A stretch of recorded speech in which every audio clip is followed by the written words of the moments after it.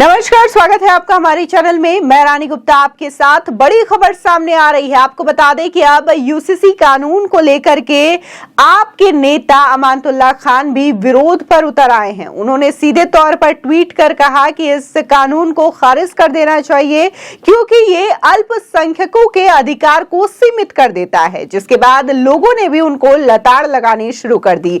आपको बता दें कि बीजेपी नेता तजिंदर पाल सिंह बग्गा ने करारा जवाब देते हुए कहा कि ये कानून तो लागू होकर के ही रहेगा। इसी के साथ ही कई अन्य लोगों ने भी अमानतुल्लाह खान की जम के क्लास लगाई और उनका यही कहना है कि यूनिफॉर्म सिविल कोड का मतलब एक समान कानून होता है, एक समान अधिकार होता है। दुनिया में कोई भी ऐसा देश नहीं जहां पर दो लोगों के लिए अलग अलग कानून चलते हो।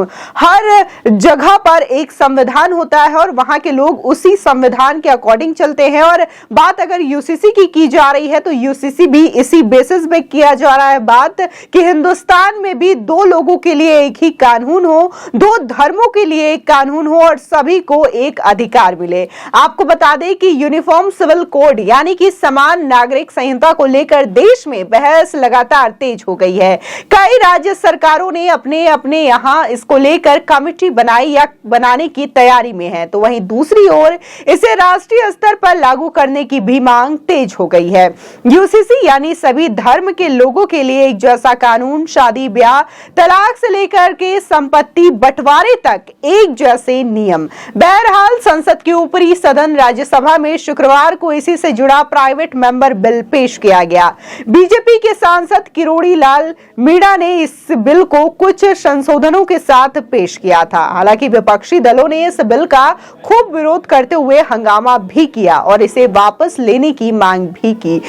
आपको बता दें कि यूसीसी से जुड़ा प्राइवेट मेंबर बिल है और अभी ये केवल पेश ही किया गया है। स्पष्ट है कि इस बिल के जरिए कानून बनाने तक अब भी काफी ज्यादा लंबा सफर तय करना है। और इस बीच लगातार देखने को मिल रहा है कि इसके समर्थन में जहां तमाम लोग बोलते हुए नजर आ रहे हैं, तो इसका विरोध भी कराते हुए तमाम लोग नजर आ रहे हैं और कहीं ना कहीं इसको लेकर के झूठा भ्रम भी लोगों के बीच में फैलाने की कोशिश भी की जा रही है।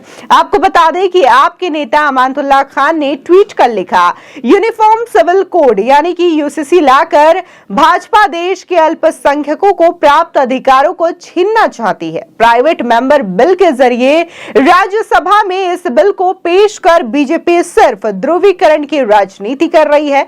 बीजेपी का मकसद जनता को बुनियादी मुद्दों से भटकाना है। साथ ही उन्होंने आगे ट्वीट कर लिखा, आज देश को महंगाई और बेरोजगारी से बचाने के लिए बिल की जरूरत है जिससे देश का हर वर्ग परेशान है, लेकिन भाजपाइयों की राजनीति रोटी बिना मुस्लिम के सीखती ही नहीं। यूसीसी बिल को तुरंत खारिज किया जाए और जनहित के मुद्दों पर बात की जाए। इसके बाद से ही लगातार अब लोगों ने अमानतुल्लाह खान के इसी ट्वीट पर रिप्लाई देना, उनको करारा तंज कसना शुरू कर दिया है। बता दें कि बीजेपी नेता तजिंदर पाल सिंह बग्गा ट्वीट कर लिखते हैं, बिल तो आएगा ही, चाहे केजरीवाल को बिल में घुसना ही क्यों ना पड़े। वहीं अंकित जैन नाम के एक यूजर लिखते हैं, देश के सबसे छोटे अल्पसंख्यक समाज जैन होने के नाते मैं अपने समाज की ओर से समान नागरिक संहिता का समर्थन करता हूं। देश में किसी भी धर्म के लिए अलग कानून नहीं होना चाहिए। इसके साथ ही अश्वनी कुमार दुबे भी अमानतुल्लाह खान के इस ट्वीट पर जवाब देते हुए लिखते हैं, यूसीसी के बारे में भ्रम फैलाने से पहले पढ़ लीजिए संविधान सभा ने क्या कहा था। दुनिया का कोई भी दूसरा देश बताइए जहां नागरिकों के लिए दो संहिताएं हैं। दुनिया का कोई ऐसा देश बताइए जहां एक वर्ग के निजी धार्मिक कानून देश के कानून से ऊपर है। आप जनप्रतिनिधि हैं, सकारात्मक आचरण कीजिए। इसी के साथ ही संजीव उपाध्याय नाम के एक यूजर लिखते हैं, साधारण भाषा में समझो मियां, यूनिफॉर्म सिविल कोड यानी समान नागरिक संहिता। इसका मतलब है कि सभी नागरिकों के लिए एक समान नियम, यानी भारत में रहने वाले हर नागरिक के लिए एक समान कानून होगा, फिर वो चाहे किसी भी धर्म जाति का हो, बराबरी का अधिकार मिलता रहेगा। इसमें दिक्कत क्या है? आपको बता दें कि इसको लेकर के लगातार आम आदमी पार्टी के जो अमानतुल्लाह खान है इस तरीके से ट्वीट करते हुए नजर आ रहे हैं, तो वही एक वर्ग ऐसा भी है जो लगातार इसको लेकर के कहीं ना कहीं भ्रम फैलाने की कोशिश कर रहा है, क्योंकि खुद संविधान में भी यह अधिकार दिया गया है कि अगर देश को जरूरत पड़ती है यूनिफॉर्म सिविल कोड की तो इसे लागू किया जाना चाहिए। यानी कि यह भविष्य में सुनिश्चित कर दिया गया है कि अगर देश को ऐसा लगता है, देश के कानून को ऐसा लगता है, तो यूसीसी सिविल कोड यूसीसी को लागू करने से कोई दिक्कत नहीं होनी चाहिए। आपको बताते हैं कि आखिर यूनिफॉर्म सिविल कोड होता क्या है। बता दें कि इस संबंध में सिविल मामलों में कानून की एकरूपता से है। देश के हर व्यक्ति के लिए सिविल मामलों में एक समान कानून यूनिफॉर्म सिविल कोड की मूल भावना है। इसमें धर्म, संप्रदाय, जेंडर के आधार पर भेदभाव की कोई गुंजाइश नहीं होती।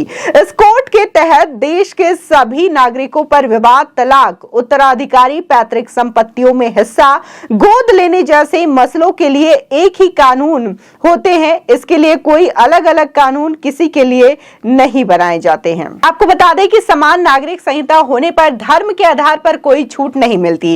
भारत में फिलहाल धर्म के आधार पर इन मसलों पर अलग अलग कानून हैं। हिंदुओं, मुसलमानों और ईसाइयों के लिए भारत में संपत्ति, विवाह और तलाक के अलग अलग कानून हैं। अलग अलग धर्मों के लोग अपने पर्सनल लॉ का पालन करते हैं। मुस्लिम, ईसाई और पारसियों का अपना अपना अलग पर्सनल लॉ है।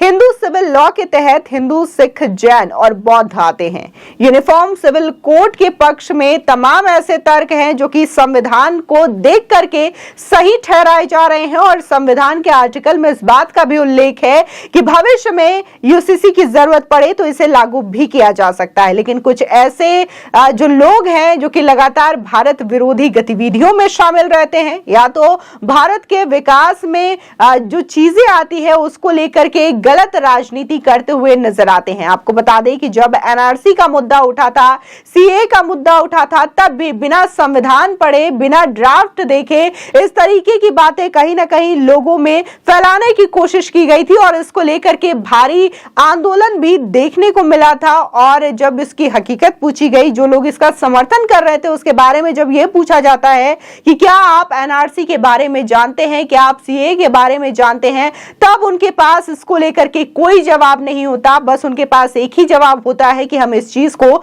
लागू नहीं करने देंगे। और सेम इसी तरीके की चीजें यूसीसी को देखकर भी मिल रही हैं। जो लोग इसके विपक्ष में हैं वो केवल इतना ही कहते हैं कि हम इस देश में यूसीसी लागू नहीं होने देंगे। जब उनसे पूछा जाता है कि क्या आपको यूसीसी का मतलब भी पता है, तब सामने से कोई जवाब आता हुआ नहीं दिखाई देता। ये अपने आप में पता चलता है कि कैसे कुछ लोग हैं जो लगातार भ्रम फैलाने की कोशिश करते हैं और सरकार के कामों में रुकावटें पैदा करने की कोशिश में लगे रहते हैं। फिलहाल आपकी इस खबर पर क्या राय है, हमारे कमेंट सेक्शन में जरूर बताएं। आगे की और भी अपडेट के लिए चैनल को सब्सक्राइब करना ना भूलें।